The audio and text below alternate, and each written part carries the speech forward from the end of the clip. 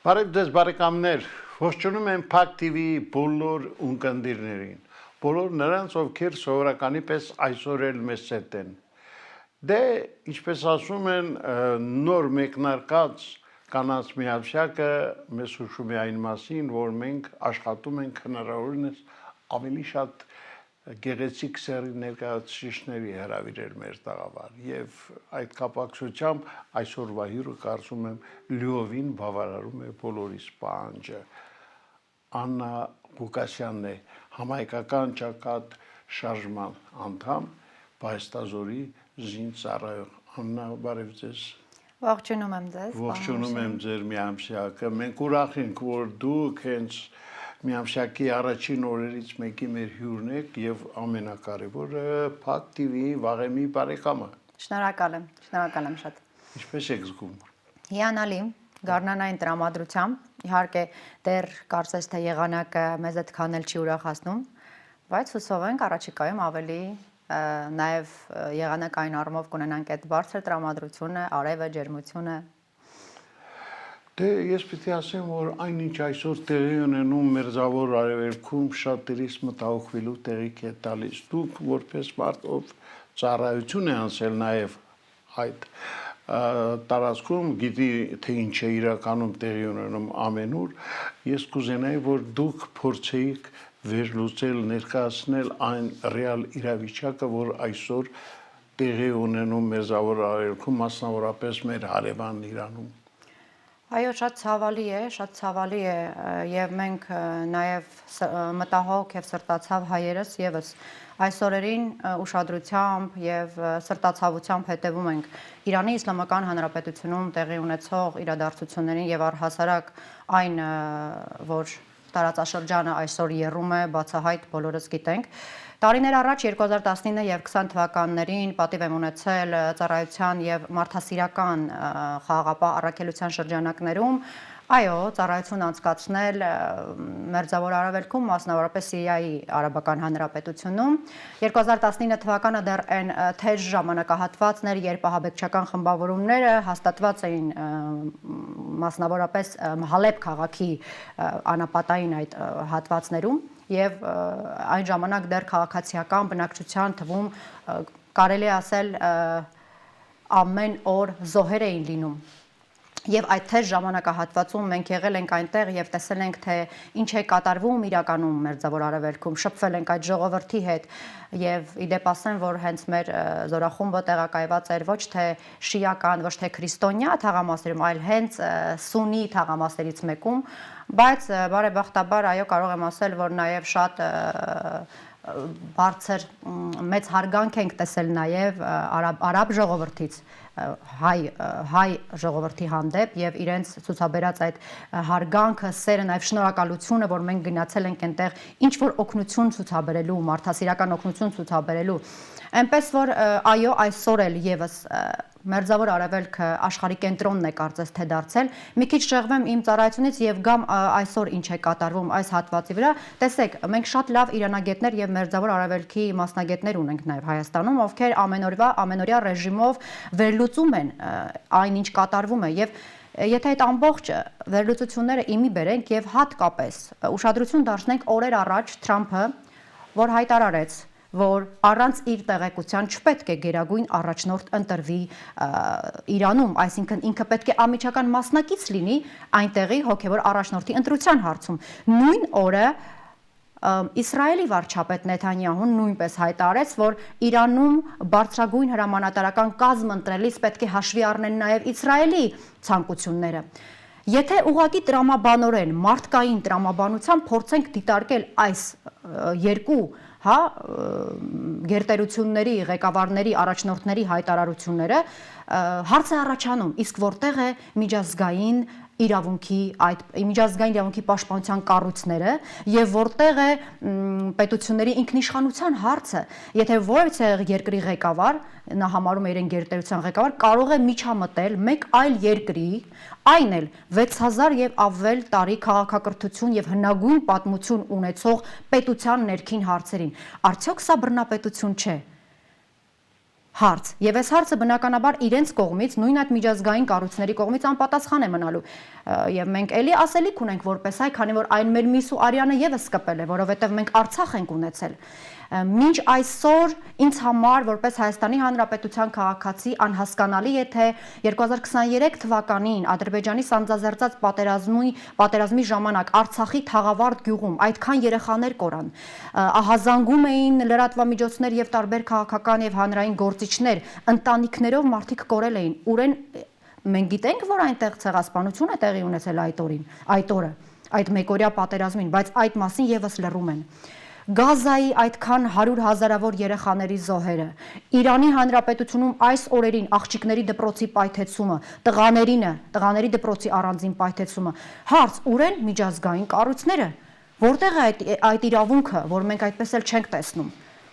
Ահա այսպիսի հարցեր են առաջանում, որոնք ցավոք սրտի պարոն Օրշյան մնում են անպատասխան։ Եվ չգիտենք, թե այս պատերազմը ինչով կավարտվի, հուսանք, որ ինչպես գեներալ Կարապետյանն է ասում, հուսանք, որ ելքը կլինի Իրանի հզոր դուրս, Իրան ամեն դեպքում հզոր դուրս կգա այս մարտական գործողություններից եւ այս իրադարձություններից։ Դե տեսեք, Իրանում տեղի ունեցող այդ իրադարձությունները, հատկապես պատերազմական գործողությունները շատ իսկապես վտանգավոր են եւ ինչ զարգացում այն կարող է ունենալ կապված Հայաստանի հետ, կարող է այդ ամենը թողուբոր տեղափոխվել նաեւ մեր երկիր, ինչ է կարծում որպես զինվորական եւ ձեզ։ Թույլ տվեք նորից մեջ բերեմ համահայկական ճակատշարժման առաջնորդ, պաշտպանության նախկին նախարար եւ գեներալ-մայոր Արշակ Կարապետյանի 2 տարի առաջ եւ մոտավոր 6 ամիս առաջ արած վերլուծությունները, մասնավորապես նրա հեղինակային բնագիծ հաղորդաշարի շրջանակներում նա շատ մանրամասն դեռևս 6 ամիս առաջ եւս անդրադարձել է, որ ասել էր, որ առաջիկայում շատ զարգացումներ են սպասվելու, նաև մարտական այդ իրավիճակներ եւ նաեւ պատերազմական իրավիճակներ են սպասվում հատկապես Մերձավոր Արևելքում եւ մեր հարևան Իրանի մասին է խոսել։ Եվ այն ժամանակ մենք դեռ այսպես բանով էինք նայում, ասում էինք արդյոք հնարավոր է, իհարկե մենք ամենայն վստահությամբ ենք մշտապես գեներալի խոսքը լսում, որովհետև գիտենք, որ 30 տարվա հետախույզ գեներալը չի կարող շփոթվել։ Իդեպ գեներալ Կարապետյանը նաև ասել էր, որ այսպես բան էր բերել, համեմատական էր բերել նաև Արցախյան 44 օրյա պատերազմի եւ այսօր Իրանի ղեկավարման, պատերազմի ղեկավարման հետ կապված, որ շատ կարեւոր եմ համարում սա բարձրաձայնել եւս մեկ անգամ, որ մեր ժողովուրդը իմանա ինչի մասին է խոսքը։ Գեներալը ասաց, որ 44 օրյա պատերազմին մենք պարտվեցինք Ադրբեջանին, որովհետեւ մեր ռազմական եւ պետական համակարգը կառավարման զիջեց Ադրբեջանի այդ նույն համակարգին։ Այն ժամանակ դեռևս գեներալը առաջարկել էր Ստավկա կոչվածը ստեղծել 44 օրյա պատերազմին, որը մերժվեց այս իշխանության կողմից, ինչը Իրանից ներկայացնում Ստավկան հանրահայտ, որոնք որ ովքեր որ հնագույն պատմությունը, հին պատմությունից տեղյակ են, պիտի իմանան, որ դա այն կառավարման համակարգն է, ռազմական եւ պետական, որը պետք է ստեղծեր, պետք է ներգրավեին ճանապարհ անցած գեներալներին, մարտական ուղի անցած գեներալներին, խելացի անձանց, ինչուն չէ նաև նախկին նախագահներին, ովքեր եւս փորձ ունեն այս առումով եւ բոլորի, այսպես ասած, համագումարը լիներ պատերազմից հնարավորինս մեր օգտին ելքով դուրս գալու համար, բայց այս առաջարկը գեներալի մերժվեց։ Իրանի պատերազմի հետ կապված գեներալը նաև նշել է, որ Իրանում շատ կազմակերպված պետական եւ ռազմական համակարգում կա կառավարման։ Դրա համար շատ մեծ հույս կա նաեւ, մենք նա նաեւ տեսնում է, որ հնարավոր է, որ Իրանը այո հզոր դուրս գա այս պատերազմից։ Այս է, որ մենք եւս որպես Հայաստանի Հանրապետության քաղաքացիներ նաև մեր շարժումը եւ համահայկական ճակատշարժումը եւ կուսակցության անդամներս ներկայացուցիչներս եւս ուզում ենք, որ այո մեր հարևանը հզոր դուրս գա այս պատերազմից։ Ամեն դեպքում մենք չենք կարող այս տարիների մեր դաշնակցային հարաբերությունները մի կողմ դնել, որքան էլ որ այսօր տեսնում ենք Հայաստանում մի քիչ այդպես անտարբեր իրավիճակ է, բայց ոչ, հասարակ ժողովուրդը անտարբեր չէ։ Մենք դա տեսանք Իրանի դեսպանատան դիմաց ծաղիկների տեղադրումը, Սքոմացյանում հարյուրավոր հայերի գրառումները։ Աննա, այնուամենայնիվ, ինչ պիտի աներ մեր երկիրը այս օրերին, որ չի արել եւ ինչ դիրքորոշում պիտի ունենար, որ չի ցուցաբերել, այս կապակցությամբ ինչ կարող եք ասել։ Նախ Հայաստանի Հանրապետության իշխանությունները 3 օր ուշացումով անվտանգության խորհրդի նիստ հրավիրեցին, ուշացումով ցավակցական ուղեր ցղեցին։ Ես կարծում եմ, որ այսօրին մեր իշխանությունները պետք է նույնիսկ մի կողմ դնեին իրենց ներկուսակցական քարոզարշավը, որը եւս չարեցին, հակառակը ինչպես մենք տեսնում ենք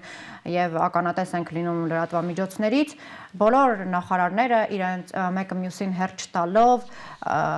միակարծիք արտահայտում են հետեւյալ կարծիքը, որ հարևան երկրում պատերազմ է, բայց այն չի անդրադառնում Հայաստանին, Հայաստանում խաղաղություն է, մենք գնում ենք խաղաղության օրակարգով։ Այս էր Հայաստանի Հանրապետության իշխանությունների դիրքորոշումը, որը կարծում եմ եւ տեսնում եմ նաեւ տեղեկատվական դաշտից, որ մեծամասնության մտածող հայերին նաեւ հայերը չեն ընդունում, ընդդիմանում են, բայց այդպես մեր իշխանությունը եւ նրա ներկայացուցիչները իրենք չեն ընկրկում եւ շարունակում են իրենց ներկուսակցական ուրախ քարոզարշավը, տեսել եք դուք ուրախ ավտոբուս։ Ես ճիշտ ասած չեմ կարող սա մեկնաբանել, որովհետեւ իմ մարդկային այդ հումանիզմի նաեւ տրամաբանական դաշտում չի տեղավորվում, անկեղծ ասած։ Ես չեմ հասկանում։ Դա ինչի Դե հասկանալու բան չի, դուք պատկերացնում եք, այ երևակայեք։ Որոշեն, ասենք, ուրախ այդ ավտոբուսը այս անգամ անցնեն մեր Պոնչիկանոցի կամ այդ Պոնչիկանոցի մասնաճյուղերի միջոցով ինչ տեղի բում կունենա, էլ չեմ խոսում, եթե հանկարծ որոշում կայացվի նման միջոցառում անել նաև տաշիր պիցայի հետ, դուք պատկերացնում եք ինչ ցնցումների կհասնեն։ Ես չգիտեմ, սրանց մոտ որևիցե լուրջ մտածողություն կամ լուրջ ծրագիր կա, թե չէ։ Բացակայում է կարծես թե դրա համար մեզ համար որպես Հայաստանի համար մտահոգ, Հայաստանի պետականության, Հայաստանի անվտանգության համար մտահոգ քաղաքացիների համար չի տեղավորվում այդ տրամաբանության սահմաններում, որ հասկանանք ինչի համար է եւ չնայած որ խորը վերլուծություն ենք անում, մտածում ենք, որ սա ներդրված ծրագիր է, որով իրենք այսպես կետ առ կետ այդ ծրագիրը իրականացնում են եւ առաջ են ընթանում։ Այո։ Եկեք խոսենք ազգային հպարտության տրիբունալի մասին, տրիբունալի, որը կարծես թե ձեր կուսակցության կողմից վերջին շրջանում ավելի է ակտիվացվել։ Ի վերջո ինչ է կարծում այդ տրիբունալը կհասնի իր նպատակին, կծառայի։ Տրիբունալի երկրորդ փուլն է սկսել, այո, մենք 1 տարի ու կես առաջ սկսեցինք այդ պայքարը, 1 տարի առաջ բավականին մեծ պայքար մղեցինք եւ այսօր եւս երկրորդ փուլով կարելի է ասել համահայկական ճակատշարժման անդամները, նաեւ ժողովրդական աշխարհազորի ներկայացուցիչները այո, դիմել են բաց նամակով համահայկական ճակատշարժման առաջնորդ գեներալ Մայր Կարապետյանին, որպեսզի ընթացք տրվի նորից ազգային հպարտության տրիբունալին, այս անգամ մենք հիմնականում մեր այսպես ասած այդ հարցի վերհանումը վերաբերվում է արդեն Հայաստանի Հանրապետության նախագահին եւ նրա լիազորություններին, օրինակ մենք այնտեղ նշել ենք Հայաստանի Հանրապետության Սահմանադրության 5-րդ գլխի 123-րդ հոդվածը եւ նաեւ Սահմանադրության 134-րդ հոդվածը, սա մասնավորապես առանձնապես հենց Հայաստանի Հանրապետության նախագահի լիազորությունների մասին է խոսքը։ Այնտեղ կան հարցեր, որոնց համար պետք է տրիբունալը վերհանի հասկանալու համար ինչ սահմանադրական խախտումներ են կատարվել վարչապետի եւ նաեւ նախագահի կողմից, օրինակ հարցերից մեկն է իրավունք ունի արդյոք Հայաստանի Հանրապետության վարչապետը Հայաստանի Հանրապետության անունից խաղաղության պայմանագիր կնքելու, իրավունք ունի արդյոք ՀՀ վարչապետը միջամտելու կրոնական կազմակերպությունների կամ եկեղեցու կյանքին միջամտելու, իրավունք ունի արդյոք Հայաստանի Հանրապետության վարչապետը մարտական հենակետերից զորքի հետ քաշման հրաման տալու եւ այսպես մի 4-5 հարց կա շատ կարեւոր հարցեր, որոնք ազգային հպարտության տրիբունալին է հանձնվել եւ իհարկե ուսումնասիրության արդյունքում մենք այդ մասին նորից կխոսենք առաջիկայում։ Դուք պետական կառույցներին եւս ուղարկել եք տրիբունալի փաստաթղթերը, արդյոք ստացել եք որևիցե կառույցից պատասխան եւ եթե այո, ապա ինչ պատասխան է եղել։ Այո, ինչպես արդեն ասացի, մենք 1 տարի առաջ արդեն իսկ ազգային հպարտության տրիբունալի հարցով բարձրաձայնել ենք, կատարել ենք բավականին միջոցառումներ, ունեցել ենք ակցիաներ, նաև սահմանադրական դատարանի դիմաց բողոքի ակցիա եւ նաև իրազեկման ակցիաներ, ինչպես նաև այո, պետական կառույցներին հանձնվել ազգային հպարտության տրիբունալը, ես կարող եմ մի քանիսը նշել, ազգային անվտանգության ծառայություն ենք հանձնել, գլխավոր դատախազություն, մարդու իրավունքների պաշտպանություն, քննչական կոմիտե, Սահմանադրական դատարան, արդարադատության նախարարություն, այս բոլոր կառույցները ներողություն նշեմ նաև ինչպես նաև ազգային ժողովի 3 ֆրակցիաներին է տրամադրվել պատիվ ունեմ Հայաստան դաշինք եւ քաղաքացիական պայմանագրին եւս հանձնել ենք եւ ազգային ժողովում ընդունել են, այսինքն մենք ունենք ստորագրությունը նրանց, որ իրենք ստացել են, բայց ոչ թե պատասխան չկա բնականաբար նույնիսկ քննարկման համար քայլ չկարված ոչ թե մեկի կողմից, որ հասկանան ինչի համար է առհասարակ ազգային հպարտության տրիբունալը եւ ինչ է ուզում վերհանել, ինչ ճշմարտություն։ Որևիցե բոլոր կառույցներից գրեթե ստացել ենք պատասխաններ, գրավոր պատասխաններ, որոնք բոլորինը միանշանակ կարելի ասել, կարծես թե մեկ մարդու ձեռամբ կատարված լինի այդ պատասխանները գրավոր կներեք արտահայտության համար որ մի քիչ ժողովրդախոսակցականով ասեմ թռնողական պատասխաններ էին այո այսպես իրանց վրայից հանելու որ մեր լիազորությունը չէ այս հարցին պատասխանել բան sense մի քիչ ժողովրդախոսակցականով ասացի որ անիմաստ մեկնաբանություններով հասկանալի է նմանատիպ մեկնաբանություններով այսպես ասած իրենց վրայից հանել են պատասխանատվությունը եւ համարել են որ դրանով իսկ գրավոր նամակին պատասխանել են գրավոր ըստ երևույթի չեն գիտակցում տրիբունալի լուրջ լինելը վաստ է այո ցավոք ոչինչ դա օրը ժամը այո մենք սպասում ենք պատասխանին իհարկե լինելու է դե քանի որ արժևում համավետական ընտրություններն են իսկ ասեմ որ մեր երկրում այստեղ եւս կոպիտ խախտումով ԿՊ-ն սկսել էր 400,000 շավը ժամկետից բավականին շուտ ձեր կուսակցությունը մտադիր չի սկսել նույնպես մասնակցել այդ նախընտրական շարժմանը իր ծրագրերը ներկայացնել թե ամեն ինչ սպասում եք ըստ օրենքի նախ տեսեք պարոն Ղուշյան մի շատ կարևոր բան եմ ուզում ասել այս տարիների ընթացքում թե շարժման թե կուսակցության բոլոր քայլերը կատարվել են բացառապես միայն ու միայն օրենքի շրջանակներում Գեներալ Կարապետյանի առաջին եւ կարևոր հրամանն է եւ հրահանգն է մեզ ցանկացած գործ ցանկացած քայլ կատարել միայն Հայաստանի Հանրապետության օրենքներից եւ սահմանադրությունից բխող Գիտեք նա 30 տարի ծառայել է հայոց բանակում եղել է զինված ուժերի շատ կարևորագույն այսպես ասած հատվածներում եւ շատ պատասխանատու եւ բնական է որ նրա համար այդ օրենքի դաշտը ամենակարևորն է եւ մենք նույնպես ուզում ենք եւ փորձում ենք շարժվել այդպես բնականաբար այսօր մենք սպասում ենք մեր առաջնորդի հայտարարությանը որը լինելու է պարզապես գեներալի մոտ այսպես է նա բոլոր քայլերը կատարում է հետախույզի պես նույնիսկ քաղաքական դաշտում հետախույզի բնավորությունն է այդպեսին երբ Այսպեսի մի խոսք կա, ասում են, երբ մեկ անգամ հետախուզությունում ծառայեցիր եւ ապրեցիր այդ կյանքով, ամբողջ կյանքում այն քեզ քո բոլոր նաեւ որոշումներում ուղեկից է լինելու։ Այնպես որ համբերությամբ սպասենք առաջնորդի հայտարարությանը, իհարկե այս պահին շատ բան ես չեմ կարող ասել, բայց այն որ գեներալ Կարապետյանը ուզում է որ ամենակարևորը այսօր զինված ուժերի պահեստազորի սպաներով նաև համալրված լինի շարժումը եւ կուսակցությունը, ինչպես նաև նա հույս ունի եւ վստահ է, որ հենց պահեստազորի սպաներն են բան փոխելու այս երկրում, այս պետությունում եւ ես նույնպես այդ կարծիքին եմ եւ սպասենք տեսնենք առաջիկայում այո ինչ զարգացումներ, ինչ իրադարձություններ կլինեն եւ բնականաբար հանրությունը եւս կտեղեկանա այդ մասին Անե շնորհակալ եմ որ եկար շատ հաճելի էր քեզ նորից մեր տաղավարն տեսնելը դե քանի որ նախընտրական շրջանը սկսվում է ես կարծում եմ դեռ առիթներ կունենանք քեզ հետ եթերում զրուցելու եւ միշտ սպասում ենք քեզ մեր տաղավարում մեծ հաճույքով Ես եւս շնորհակալ եմ հաճելի հանդիպում էր շնորհակալ եմ բոլորիս համբերություն եւ ողջախոհություն ողջախոհություն մաղթենք այո այս օրերին, որպեսզի համերաշխության եւ այսպես ասած առանց որևէ սադրանքների, առանց որևէ ատելության խոսքի թող բոլոր ուժերը պայքարեն եւ ամեն ինչ թող լինի հանուն Հայաստանի համար, հանուն Հայաստանի պետականության, ոչ թե առանձին անձանց շահերի։ Շնորհակալություն։ Սիրելի բարեկամներ, մենք հյուրընկալել ենք իսկապես մի հրաշալի անձնավորության համայնքական ճակատշարժման անդամ զինված ուժերի պայստազորի զինծառայող Աննա Ղուկասյանին, սպասեք իհարկե առաջիկայում եւս մեր շատ ցանկալի հյուրին։ Իսկ այսօր այսքանը ցտեսություն։